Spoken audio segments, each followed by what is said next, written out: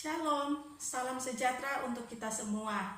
Apa kabar anak-anak hari ini? Tentu kalian baik-baik saja, bukan? Puji Tuhan. Nah, pada kesempatan saat ini kembali lagi kalian bertemu dengan Ibu Jane di sini. Nah, Ibu akan menyampaikan materi pembelajaran kita hari ini dengan judul Indahnya Mengampuni. Pelajaran Indahnya Mengampuni ini adalah pelajaran kelas 7 SMP semester 1. Baiklah, di akhir pembelajaran ini maka ada 3 hal yang harus kalian capai, yaitu pertama, kalian dapat mengetahui arti mengampuni. Yang kedua, yaitu kalian dapat menjelaskan mengapa orang sulit untuk mengampuni. Dan yang ketiga adalah apa dampak ketika orang tidak bisa mengampuni. Nah, baiklah anak-anakku sekalian, untuk mengawali materi Ibu pada saat ini, Ibu akan memperlihatkan gambar ya. Ini adalah gambar seorang ya, mungkin di antara kalian pernah lihat. Nah, apa hubungannya orang ini, tokoh ini dengan materi kita hari ini? Ya, siapa yang tahu? Kalau ada yang tahu, nah betul ya, dia adalah Nelson Mandela. Nah, apa hubungannya ya dengan pengampunan? Nah, kita belajar ya dari Bapak Nelson Mandela ini. Nah, Ibu akan ceritakan sedikit tentang Bapak Nelson Mandela ini ya. Dia 27 tahun di penjara ya oleh lawan politiknya, dan selama dia di penjara dia diperlakukan tidak baik oleh sipir penjara ya. Pernah dia digantung terbalik ya, kepala di bawah kaki di atas, kemudian dia dikencingi. Nah, seharusnya dia sakit hati, tetapi saat itu dia cuma berkata dalam hatinya, tunggu saatnya. Nah, suatu kesempatannya dia menjadi presiden Afrika Selatan. Hal pertama yang dia lakukan adalah mengundang sipir penjara tersebut. Sipir penjara awalnya ketakutan. Kenapa dia diundang? Mungkin Bapak Nelson Mandela akan membalas dendam. Tetapi apa yang terjadi? Ketika dia datang, Bapak Nelson Mandela merangkul dia, kemudian berkata, hal pertama yang bisa saya lakukan ketika saya menjadi presiden adalah memaafkan dirimu. Sungguh indah, bukan? Nah, sekarang Ibu mau tanya kepada kalian, apabila kalian menjadi Bapak Nelson Mandela, di posisi Bapak Nelson Mandela, tentulah yang ada di dalam hati kalian itu sakit hati dan sulit untuk mengampuni. Tetapi kita belajar dari Bapak Nelson Mandela. Nah, dari cerita tadi kita mengetahui bahwa arti mengampuni adalah ya, arti mengampuni adalah kita memaafkan seseorang tanpa kita mengungkit-ungkit apa yang sudah dia lakukan. Nah, itu arti mengampuni yang sebenarnya. Nah, anak-anakku sekalian, ketika kita bisa mengampuni orang lain, sungguh indah. Tetapi bagaimana dengan orang yang sulit mengampuni? Apa yang menyebabkan orang sulit mengampuni?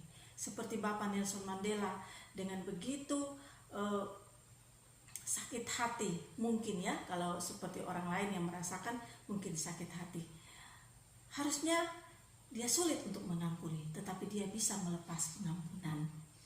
Nah, mengapa orang sulit mengampuni? Jadi orang sulit mengampuni adalah karena keegoisan.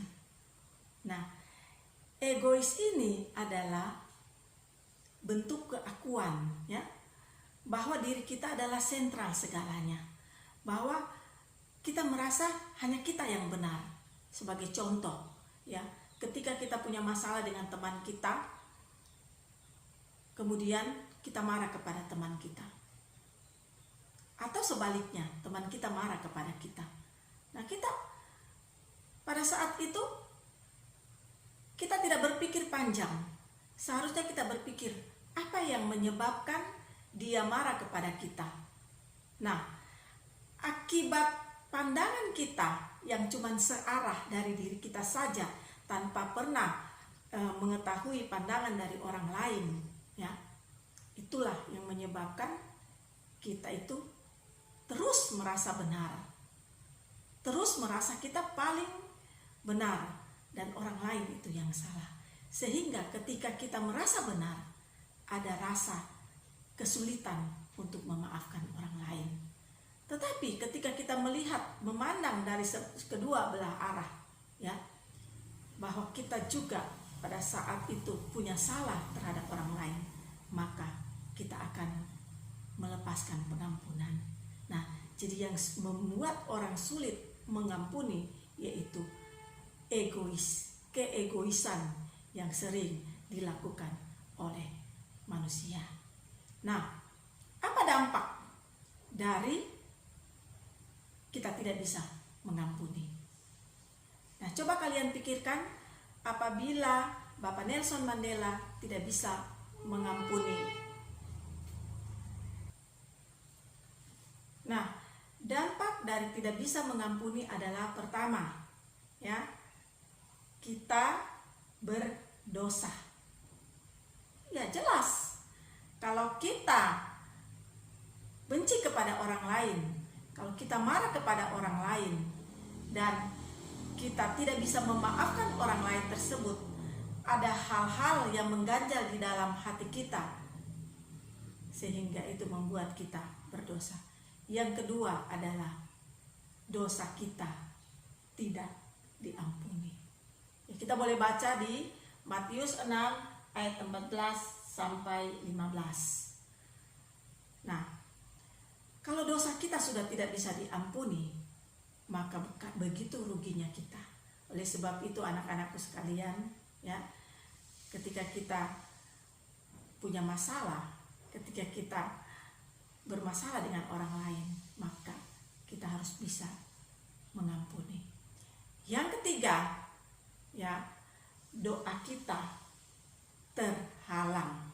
Ya, kita bisa baca di Yesaya 59 ayat 1 sampai 2 dan Markus 11 ayat 23 sampai 25. Nah, anak-anakku sekalian, mampukah kita mengampuni? Seberapa luas dan lapang ukuran hati kita? Ya, dalam sebuah buku tentang pengampunan dikatakan, memaafkan memang tidak bisa mengubah yang sudah terjadi di masa lalu, namun akan melampaukan jalan kita ke masa depan. Kebencian dan sikap tidak mau mengampuni sebenarnya sedang menutup jalan untuk masa depan kita sendiri dan menutup pintu berkah kita. Nah, anak-anakku sekalian, pengampunan adalah untuk diri kita dan untuk orang lain. Nah, demikian materi indahnya mengampuni pada saat ini. Biarlah ketika anak-anak sekalian menyimak, maka anak-anak sekalian bisa mengerti apa yang Ibu sampaikan. Terima kasih atas perhatiannya, dan di masa pandemi ini kita terapkan 3M, yaitu mencuci tangan, memakai masker, dan menjaga jarak. Shalom.